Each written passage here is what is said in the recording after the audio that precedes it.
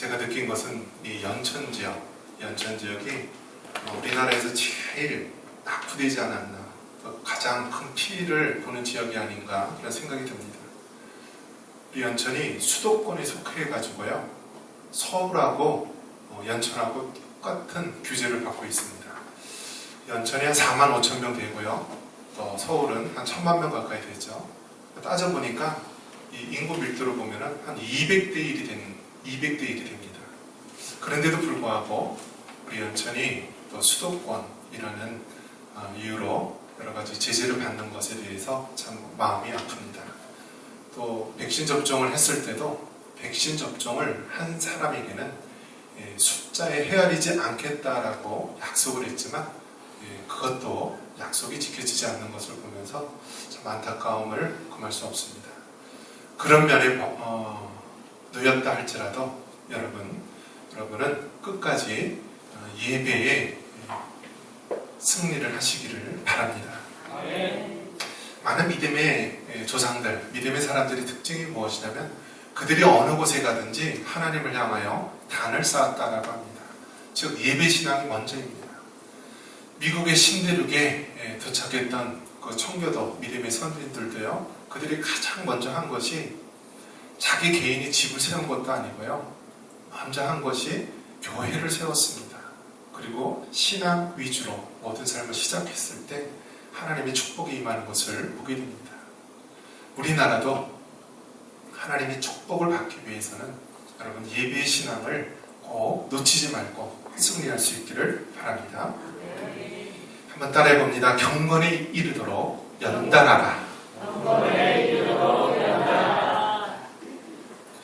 어느 민주화 운동을 평생 동안 했던 그런 노 부부가 있었습니다. 그래서 서울대를 나오고 아주 우리나라 민주화 운동 때 굉장히 평생 동안 노동운동을 하고 또 교사 생활도 하고 그랬던 분인데요. 그분이 이제 광주 민주화 운동 그러한 이유로 나라로부터 10억을 보상받도록 신청하라고 했는데 창피해서 신청 안 하겠다 한 그 민주화 운동을 했던 분이 있습니다. 근데 그분이 노년이 되어서 깨달은 것이 무엇이냐면 젊었을 때는 자기만 특별한 사람이고 자기만 특별한 민주화 운동을 했던 사람으로 생각을 했었는데 나이가 들어보니까 모든 사람 한 사람이 정말 특별한 삶, 참으로 인생이라는 것이 힘들고 어려운 그런 특별한 인생을 사는 것임을 깨닫게 되었다 말하고 있습니다. 그런 것을 봤을 때 여기에 모인 우리 한 분 한 분이 정말 그 인생 자체가 얼마나 우여곡절도 많고 고난도 많고 특별한 인생을 살아왔는지 우리는 다 인정할 수밖에 없을 것입니다. 자, 이렇게 우리 인생이 고난도 많고 일도 많은 그런 특별한 인생인데요, 이러한 인생 가운데서 하나님께서는 우리에게 훈련과 연단을 통하여서 강하게 하시는 것입니다. 여러분, 그 북극권에 가면은 이 술록이라고 하는 그런 그런 비슷한 짐승이 있죠. 이 술록은 영하 40도, 50도가 돼도요, 바깥에서 얼어 죽지 않고 생활을 합니다. 그리고 술록이 새끼를 낳으면은요, 5분 만에 일어서고 10분 만에 걸어간다라고 합니다. 자, 그러면 사람은 어떻습니까? 사람은 정말 연약합니다. 사람은요, 태어나서 또 제대로 성인으로서 살아가기 위해서 얼마나 많은 보호와 보살핌이 필요한지 모릅니다. 자, 이렇게 다른 짐승들보다 그렇게 연약하고 나약한 그런 사람을 하나님께서는 하나님의 방법으로 그의 일생에 있어서 특별한 연단을 시키고 훈련을 시키십니다. 특별히 우리 믿음의 사람들에게 있어서 이 경건이라는 훈련을 하나님께서는 시키게 됩니다. 한번 따라해 볼까요? 경건의 훈련. 이것은 여러분, 우리 모두가 피해갈 수 없는 훈련을 받게 됩니다. 이 훈련은 연단, 또 우리가 강한 사람으로 키우기 위한 그런 과정인데요, 성경에 나온 모든 믿음의 인물들을 보면은 그들이 하나같이 훈련을 받게 됩니다. 욥이라는 인물이 구약에 나오게 되는데요. 욥기 23장 10절에 보면은 다음과 같이 고백을 하고 있습니다. 우리 다 함께 읽어볼까요? 욥기 23장 10절. 그러나 내가 가는 길을 그가 아시나니 그가 나를 단련하신 후에는 내가 순공같이 되어 나오리라. 아멘. 여러분, 욥은 성경에 나오는 의로운 인물로 이렇게 되어 나오고 있습니다.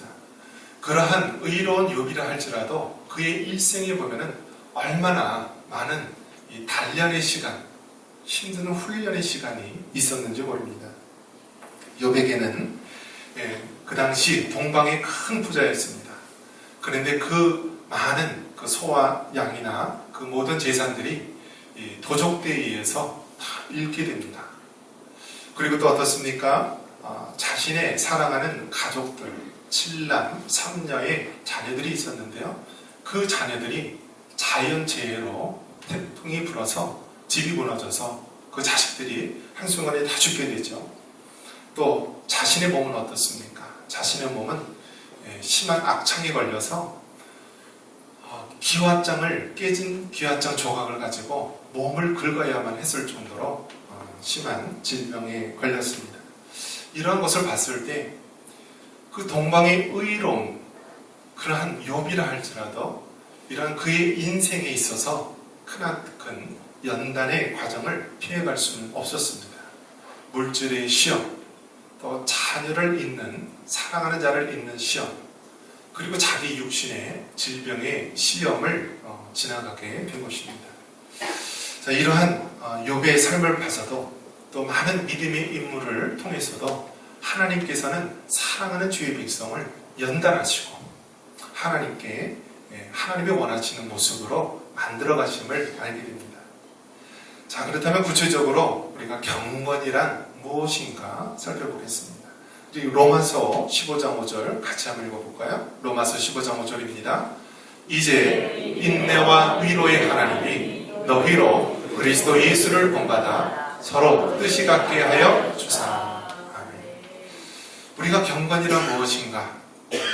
우리가 여러 말로 우리가 이야기할 수 있겠지만 우리가 여기서는 경건이란 무엇인가 이야기했을 때 예수님을 본받는 것이다 라고 말할 수 있습니다. 한번 따라해 봅니다. 경건은 예수님을 닮는 것이다.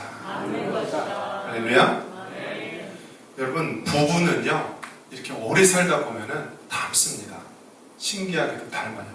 왜 그렇죠? 항상 같은 공간에서 오랫동안 얼굴을 바라보고 사니까요 부부는 닮아요. 그래서 어디 가서 이렇게 부부 모임이 이렇게 가면은 저 사람이 부부겠구나 이런 것을 알 수가 있는데요. 우리가 항상 바라보며 우리가 살아간다면은 그렇게 닮아가게 되는 것입니다. 마찬가지로 하나님을 우리의 아버지로 모시고 우리가 믿음의 구조로서 바라보고 산다면요 우리도 자연스럽게 우리 하나님을 닮아가게 되고 예수님을 닮아가게 되는 것입니다. 그래서 여러분, 스며들다라는 말이 있습니다. 스며들다라는 말이 무엇이죠? 어떤 물감이 옷에 스며들다, 혹은 어떤 향기가 우리 몸속에 스며들다, 이런 말로 표현할 수가 있는데요. 우리가 예수님을 믿는 것이 마치 스며드는 것과 같다라는 것입니다. 수십 년 동안 그 예수님을 우리 구주로 모시고 우리 가슴에 모시고 이렇게 살아간다면 그 예수님이 우리 삶 가운데 스며드는 것입니다. 그래서 여러분, 예수님을 구주로 믿는 사람은요 그의 삶 속에 예수님이 늘 항상 드러나게 되는 것입니다. 연예인들 중에서도 보면은 유난히 얼굴이 밝고 환한 사람을 볼 수 있습니다. 그러면 그 사람에 대해서 잘 알지 못하지만 우리가 가늠할 수 있는 것이 저 사람은 예수님을 믿는 사람인 것 같다라는 것을 우리가 알 수가 있습니다. 이처럼 여러분, 우리가 경건이란 무엇이냐면 바로 예수님을 우리가 품고 살아가면서 예수님을 닮아가는 것이라 말할 수 있습니다. 여러분, 이 성경에서 이 경건의 삶을 살았던 많은 인물들이 있었는데요. 우리가 욥이라는 인물을 더 구체적으로 본다면 욥에 대해서 1장 1절에 욥에 대해서 전제를 하고 있습니다. 우리 욥기 1장 1절 같이 읽습니다. 우스 땅에 욥이라 불리는 사람이 있었는데 그 사람은 온전하고 정직하여 하나님을 경외하며 악에서 떠난 자더라. 이 욥은 네 가지 면에서 성경은 칭찬하고 있습니다. 이 욥의 인물은 온전하다라고 말하고 있습니다. 즉 나무랄 데가 없다. 그 사람에 대해서 어디 하나 모자라거나 부족한 나무랄 데가 없다라고 해서 온전한 자라고 말합니다. 그리고 그는 정직하다라고 말합니다. 정직. 오늘날 얼마나 거짓이 팽배하고 만연합니까? 그런데 욥은 정직하다, 바르다, 늘 바르게 정직하게 살아가는 모습을 볼 수 있습니다. 그리고 욥은 또 세 번째 뭐라고 얘기합니까? 하나님을 경외한다라고 말합니다. 이 경외, 이 영어 표현으로 보면은 이게 fear라는 표현을 썼는데요, 두려워 떠는 것입니다. 즉 이것은 어떤 죄를 지어서 두려워 떠는 것, 그런 것이 아니라 창조주 앞에서 우리가 그 앞에 두려워하는 마음, 두려워 떨며 섬기는 마음을 가지고 있는 것입니다. 여러분, 큰 자연의 그 앞에 가면은 사람이 얼마나 미약하고 나약한 존재인지 모릅니다. 미국과 캐나다 경계에 가면은 그 나이아가라 폭포가 있는데요, 그 장엄한 폭포 물줄기를 보면은요 얼마나 장엄한지 모릅니다. 그러한 자연의 장엄함 앞에서 우리 인간의 모습을 볼 때 정말 위축될 수밖에 없는데요, 하늘과 땅을 지으신 그 하나님 앞에 우리가 가지는 그 마음, 두려워 떨며 섬기는 그 마음, 그것이 경외라고 할 수 있습니다. 또 네 번째, 욥에 대해서 뭐라고 얘기합니까? 악에서 떠난 자다 말하고 있습니다. 악에서 떠난 자. 그래서 모든 죄악된 것에 대해서 떠나고 버리는 모습. 자, 그러면 이처럼 욥기의 가장 처음에 욥에 대해서 전제를 하게 됩니다. 욥은 온전하고 정직하고 또 경외하며 악에서 떠난 자다. 그런데 이렇게 의로운 욥이라 할지라도 하나님의 주권 속에서 욥을 훈련시키고 연단하시는 것을 보게 됩니다. 그래서 여러분, 하나님 눈에 보면은요, 모든 사람이 다 죄인인 것입니다. 여러분, 비행기를 타고 보십시오. 높은 비행기를 타고 보면은요, 1층 집이나 2층 집이나 수십 층 되는 그러한 빌딩도요, 다 하늘에서 보면은 다 조그만 점처럼 보입니다. 마찬가지로 우리 인간 세상에서는 누가 의롭고 누가 대단한 것처럼 보이지만 하나님 눈에 보이기에는 다 똑같은 죄인으로 보이는 것입니다. 그래서 이 욥도 하나님의 연단의 시험을 받게 됩니다. 물질의 시험을 받게 됩니다. 모든 양이나 소나 짐승들을 다 하루아침에 잃게 됩니다. 자기의 그 생명과 같은 자녀들 7남 3녀도 한순간에 다 잃게 됩니다. 그리고 자신의 육신의 질병도 그렇게 심한 악창으로, 기왓장 조각으로 팍팍 긁으면서 그 고난의 순간을 보내고 있습니다. 그런데 놀라운 것은 하나님께서는 사랑하는 주의 백성을 그렇게 시련과 연단으로 멸망시키는 것이 아니라 이를 통과하여서 순공과 같은 믿음으로 우리를 만드는 것입니다. 그래서 우리가 귀로 듣기만 했던 믿음의 단계에서 이제는 눈으로 주를 배우는 그런 단계로 만드는 것입니다. 욥기 42장 그 마지막 그 결론 부분에 뭐라고 얘기하냐면, 내가 죽게 대하여 귀로 듣기만 하였사오나 이제는 눈으로 주를 배웠나이다. 그러므로 내가 스스로 거두어드리고 티끌과 제 가운데에서 회개하나이다. 한번 따라해 보겠습니다. 귀로 듣는 신앙에서 눈으로 보는 신앙으로 성장하자. 할렐루야. 여러분, 아무리 의로운 욥이라 할지라도 하나님께서는 이 욥의 신앙의 단계를요, 귀로 듣는 신앙의 단계에서 눈으로 보는 신앙의 단계, 더 성숙한 신앙의 단계로 연단하고 훈련하신 것입니다. 그런 면에서 보면 여러분은 어떻습니까? 여러분의 신앙의 삶 속에서 여러분은 이러한 욕과 같이 또 그에 미치지는 못하지만 이러한 연단의 과정을 밟고 있지는 않습니까?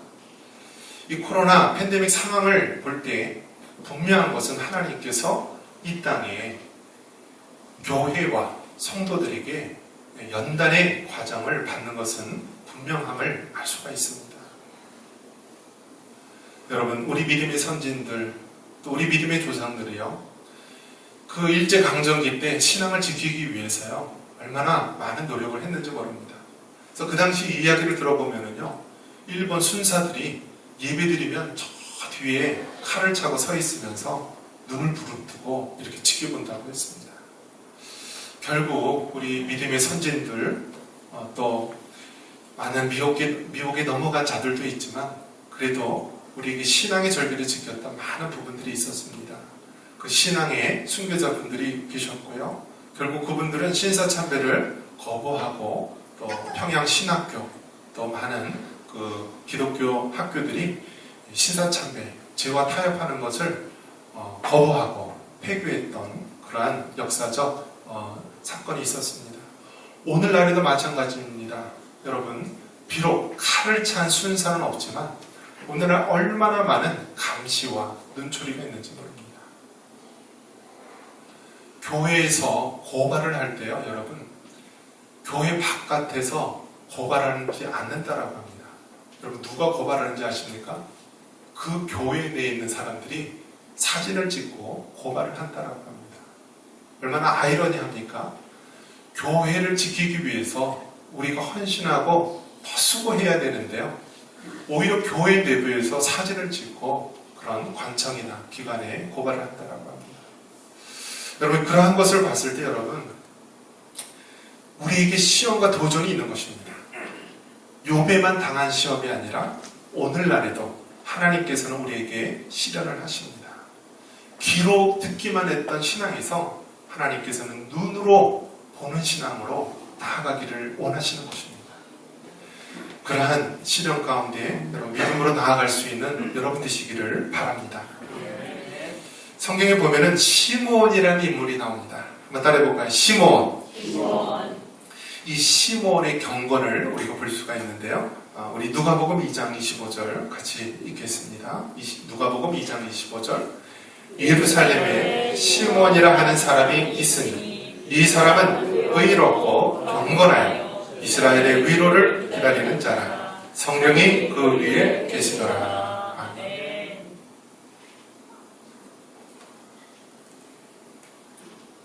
성경에서 초림의 예수님, 즉 이 땅에 아기 예수로 이 땅에 오신 그 예수님을 본 인물, 얼마나 축복된 것입니까? 초림의 예수님을 보았다, 우리의 구원자를 받았다라는 것은 우리에게 큰 위로가 되고 힘이 되는 것입니다. 오늘 성경에 나온 이 시므온이라는 인물이 바로 그 평생에 기다렸던 구원자 예수님을 바라보게 된 것입니다. 이 시므온, 예루살렘에 시므온이라 하는 사람이 있었는데요, 이 사람은 하나님의 성령이 말씀합니다. 이스라엘의 위로를, 즉 우리의 구원자 메시아가 올 것인데 그 사람은 평생에 이스라엘의 구원자 메시아를 기다렸던 자입니다. 그러다가 이제 아기 예수가 이 땅에 이제 탄생을 하시고요, 이제 난지 8일 만에 이제 예식에 의해서 이제 성전에 올라가서 그렇게 의식을 치르게 됐는데요, 그곳에서 시므온이라고 하는 사람을 본 것입니다. 시므온은 이제 좀 있으면은 우리 인류의 구원자가 나타날 것이다, 너는 기도하면서 그를 기다리라 라고 하나님의 성령이 말씀하셨습니다. 그리고 마침내 그 아기 예수님을 본 것입니다. 그러면서 그가 이제 죽어도 소원이 없다라고 하면서 그 하나님 앞에 감사의 고백을 하게 되는 것입니다. 여러분, 초림의 예수님, 즉 이 땅에 십자가에 죽기 위해서 오신 그 예수님을 바라본 것, 만난 것, 얼마나 큰 기쁨이겠습니까? 마찬가지로 여러분, 경건한 하나님의 사람은 마치 초림의 예수님을 기다렸던 시몬과 같이 우리는 재림의 예수님을 기다리는 자가 되어야 합니다. 여러분, 세상을 창조하신 그 하나님께서는 세상 마지막 때 세상에 종말이 있다고 말씀하고 있습니다. 초림의 예수님은 십자가에 죽기 위해서 이 땅에 오셨지만 재림의 예수님께서는 진리로 심판하기 위해서 이 땅에 오신다고 약속하셨습니다. 마태복음 24장 30절에 그 다시 오실 재림의 예수님을 뭐라고 표현하고 있습니까? 우리 한번 같이 읽겠습니다. 마태복음 24장 30절. 그때 인자의 징조가 하늘에서 보이겠고 그때 땅의 모든 족속들이 통곡하며 그들이 인자가 구름을 타고 능력과 큰 영광으로 오는 것을 보리라. 아멘. 여러분, 초림의 예수님이 2000년 전에 이 땅에 오셨듯이 재림의 예수님께서 세상 마지막 때에 오실 것을 믿으시기 바랍니다. 초림의 예수님께서 오셨을 때는 그 예루살렘과 그 지역에 있는 몇몇 사람들만 보게 되었지만 재림의 예수님께서 오실 때는요, 구름을 타고 능력과 큰 영광으로 오시는 것을 믿으시기 바랍니다. 그래서 동에서 서해까지 번개가 번쩍이듯이요, 모든 사람이 재림의 예수님을 만나보게 되는 것입니다. 여러분, 경건한 자는 무엇입니까? 시몬과 같이 그 초림의 예수님을 늘 소망하면서 마침내 보았듯이요, 경건한 자는 우리가 재림의 예수님을 소망하며 우리가 살아가는 자입니다. 우리 예수님께서 오늘 저녁이라도 오셨을 때 우리가 기쁨으로 맞이할 수 있는 여러분 되시기를 바랍니다. 경건의 유익은 어떻습니까? 이 경건은요, 금생 그리고 내생에 유익하다고 말하고 있습니다. 우리 디모데전서 4장 8절 같이 한번 읽겠습니다. 육체의 연단은 약간의 유익이 있으나 경건은 범사에 유익하니 금생과 내생에 약속이 있느니라. 아멘. 여러분, 경건은요, 우리가 살고 있는 금생과 그리고 우리가 영원히 천국에 살 내생에 유익하다고 말합니다. 우리 우리 노예에서 어느 교회에서 코로나 확진을 목사님 부부가 받았습니다. 그래서 그 목사님은 이제 평상시 앓고 있는 좀 지병이 있었는데요, 이 생명에 위독할 정도로 그렇게 중하였습니다. 그래서 분당 서울대병원에서 그 기관 착관까지 하면서 굉장히 위험한 시기를 보냈는데요, 지금은 이제 많이 좋아지게 되었습니다. 또 반면에 같은 코로나 확진을 걸렸는데요, 그 사모님은 아무런 증상이 없이 건강한 것입니다. 자, 그러한 것을 봤을 때 이 코로나가 어떤 사람에게 이렇게 다르게 증상이 나타나는 것을 보면서 우리는 더 많이 관심과 기도를 가져야 되는데요. 여러분, 이 코로나 상황 때 우리는 육신적으로도 그렇고요, 또 영적으로도 강건해야 되는 것입니다. 본문에 보면 뭐라고 되어 있습니까? 육체의 연단은 유익하다고 그랬어요? 안 유익하다고 그랬어요? 유익합니다. 그래서 그 표현을 뭐라고 얘기했냐면 약간의 유익이 있다. 이 말은 이 땅에 사는 동안 유익하다라는 거예요. 그렇기 때문에 여러분, 우리 믿는 그리스도인들이요, 육체적으로도 건강하게 해야 됩니다. 안타까운 것은 우리 부모님 세대에 많은 우리 성도 어르신들 보면은 너무나 많은 고생들을 해서요, 노년에 너무나 많이 아픈 곳이 많이 있습니다. 그런데 하나님의 치유와 또 강건케 하심이 함께 있기를 바랍니다. 우리 건강해야 됩니다. 몸을 잘 지켜야 됩니다. 이 코로나가 와도 이 코로나를 이길 수 있도록 우리가 이 면역력이 강건하고 이 바이러스를 이길 수 있도록 해야 되는 것입니다.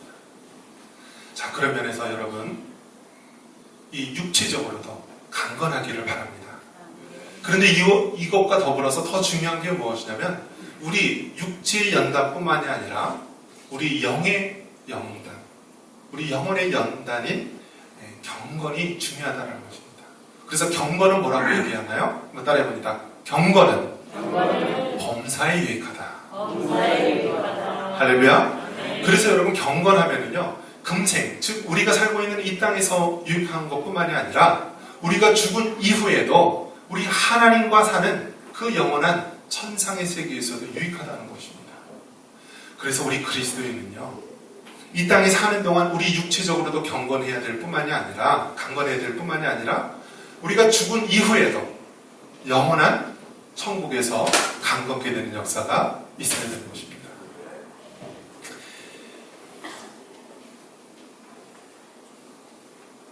자, 말씀을 정리합니다. 우리는 마지막 때에 살아가고 있습니다. 육체적으로나 영적으로 얼마나 많은 위협과 도전이 있는지 모릅니다.